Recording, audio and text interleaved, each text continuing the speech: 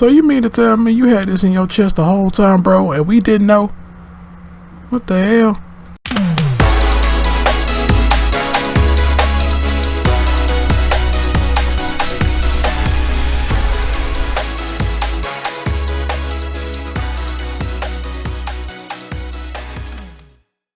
Yo, what's going on YouTube? This your boy Kamen Zero Spike, back again once again. And today, people, today we're here for Ohsama Sentai King-Ohger episode 46. And in this episode, it's like a part one to a two-part of us getting rid of Ghidorah. And this is, I don't know, this episode felt kind of weird, and also felt like I was asking a lot of questions in this episode, especially like with some things when it came down to Jeremy, because this is majority a Jeremy and Himeno episode. And in this episode, you know, we see how that Ghidorah is like immortal, and throughout this episode we talk about immortality, we talk about life, we talk about death, and Himeno is like contemplating with the idea of if she finds out what makes you know, Gira and Jeremy and like Ghidorah like immortal, then she could possibly turn everybody on Earth and all the Bugnarok and stuff immortal. She can also probably bring people back to life, which we saw her at her parents' grave and things like that, looking and is talking about how she could possibly bring them back to life. We see that Jeremy having a talk with Raculus, and Raculus gives him even more lore. Like Raculus just knows everything. Like Raculus is this open book. Like he just knows what's going on. He just knows all this freaking history, and he possibly knew like some history that even Jeremy didn't know. And Jeremy was out here for 2,000 years. I mean, yeah, he did have moments where he slept, but other than, and there's still possibly some things that he doesn't know about the world. But other than that, Miraculous is just an open book with all this knowledge. And he does speak with Jeremy, and he tells Jeremy that your father was like banished, but I also think that you inherited a power just like everybody else did. And since he also inherited a power, Miraculous thinks that Jeremy's power is eternal life. And we get the reveal that Jeremy has a crystal in his chest that gives him immortal, you know, an immortal body, eternal life.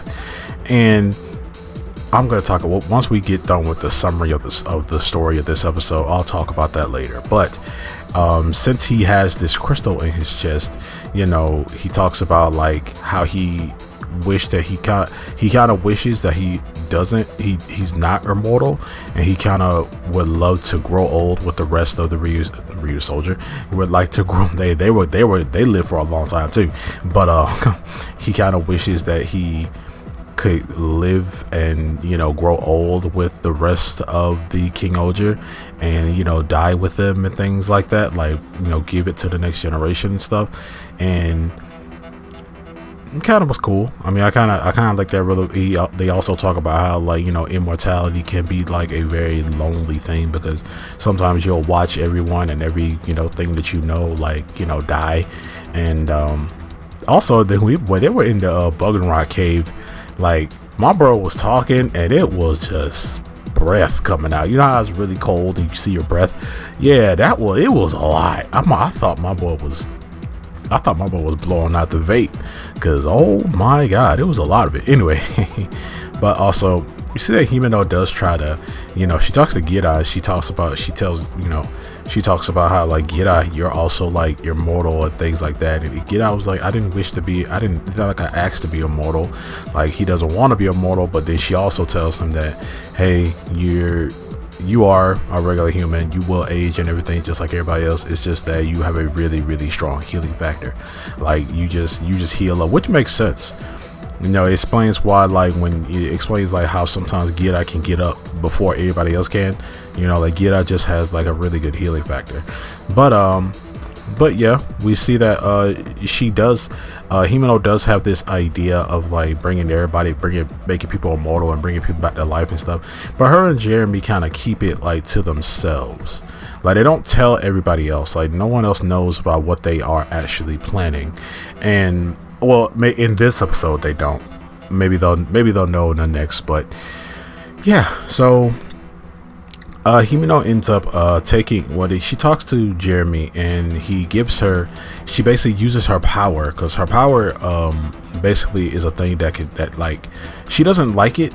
She basically just creates like a yellow scythe that's able to kill things, able to strip life from things, and she uses it on Girori, but it doesn't work. So Girori is pissed off, and he goes back to Doug Dad, and he talks to Doug Dad, and he ends up having like a mental breakdown. Well, not like a mental breakdown, but he has like a mental breakdown. He passes out and he goes to sleep, and I'm thinking like, okay, we're gonna get some Girori flashbacks. We're gonna get like a Girori backstory and stuff like that, or a Gori backstory and stuff, and we don't. He just goes to sleep, and he just wakes up, and he realizes that, hey, I was created to kill.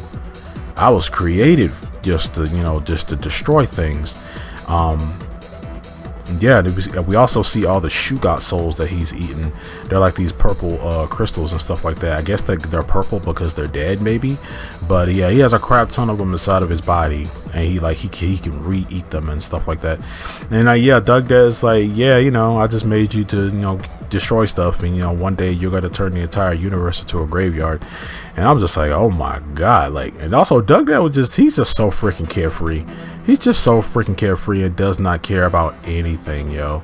Like it's just them three up there too. Like he spoke nothing and gave no ducks about what happened to Manangan. But yeah, so we see that Jeremy talks with Himeno, and she ends up taking the crystal she ends up slashing the crystal out of his chest, and they end up using the crystal they're going to end up using the crystal later. After that, we see that a bunch of the zombie bug Narok and stuff like that. We even get the some old monsters of the week that appeared throughout the show. Even we had the return of some of them, and they were also kind of like zombified. But yeah, so we see that everybody's fighting all these zombified bug Narok, and we see that Girori is fighting Himeno and Jeremy, and when they're fighting both of them, they did have a discussion about maybe we don't need to bring everybody back to life. Maybe we don't need to make everybody immortal and things like that. They get this huge, like, they squash the whole idea of making everybody immortal and stuff, and they kind of come to the realization about like the importance of life and the importance of death and how beautiful they are and things like that, and how precious they actually are, and the meaning behind them. So they kind of squash that whole thing, which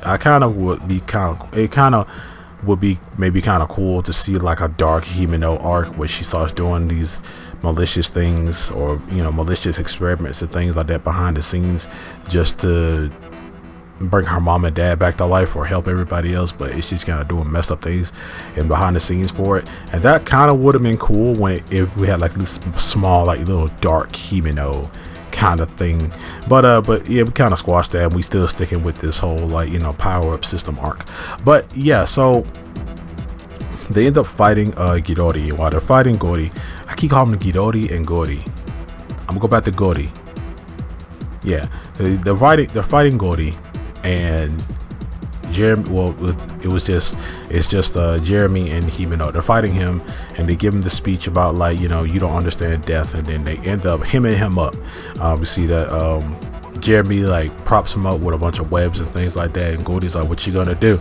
I can't die. Are you gonna chop me up into pieces and burn my body parts and stuff up?" Like, no, you can't do that.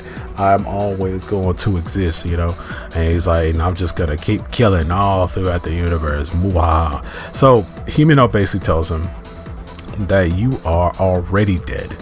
That's why you can't die. That's why no matter what happens, you can't die. And he's like, oh, for real? That's crazy. Well, I guess I'm just gonna keep killing till everybody's like me, the Walking Dead. I'm like, okay. So they end up They ended up using the crystal, the eternal crystal that was in Jeremy's chest. They ended up using that on Gidori, and on Gordy, and he comes to life. He's like, "Oh, my body is burning," like, "Oh my God, what's happening?" And Himeno's like, "Yeah, that's proof that you're alive now." And he's like, "Oh, for real? Cool." And he just summons a bunch of other, zombified Buggenrock again, and then he ends up summoning the Fury of the Gods. Like, he brought the Fury of the Gods back and stuff, and that's where our episode basically ends off. And I'm just like, first of all, this plan was stupid.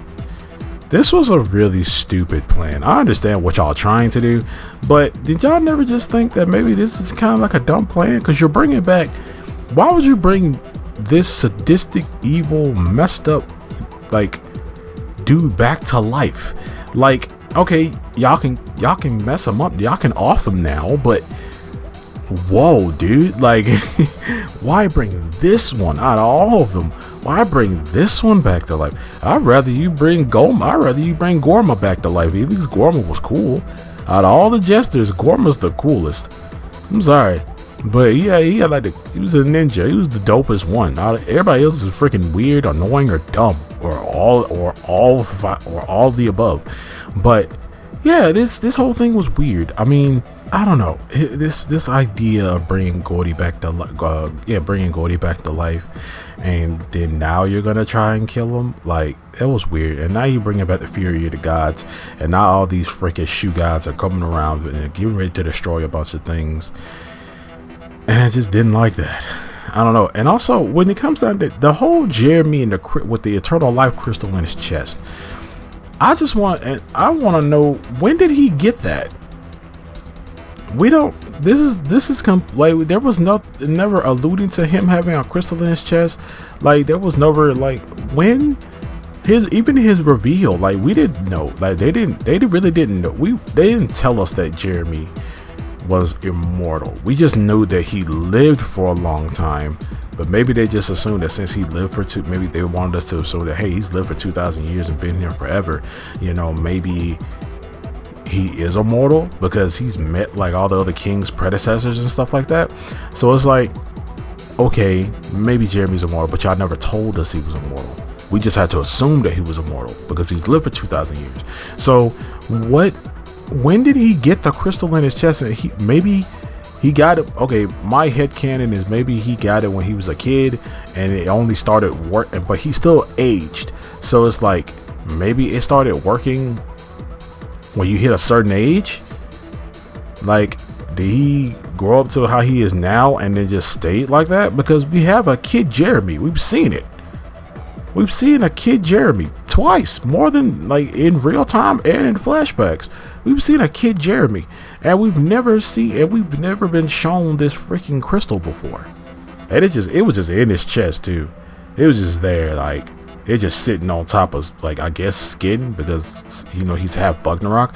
And also the reason why we kind of knew that he lived for a long time, because he's part Buggenrock, and Buggenrock lived longer than humans. So how are we supposed to know that Jeremy was immortal? I mean, you never told us that. But yeah, I don't get it. I don't know. You guys let me know down in the comment section, like, what did you guys think of this episode? Because this episode really confused me with some things. But yeah, I don't know. But you guys let me know down in the comment section below, what you guys think about this episode of Ohsama Sentai King-Ohger. Make sure to like, share, subscribe, hit that notification bell, and remember, as I always say, stay Kenshin.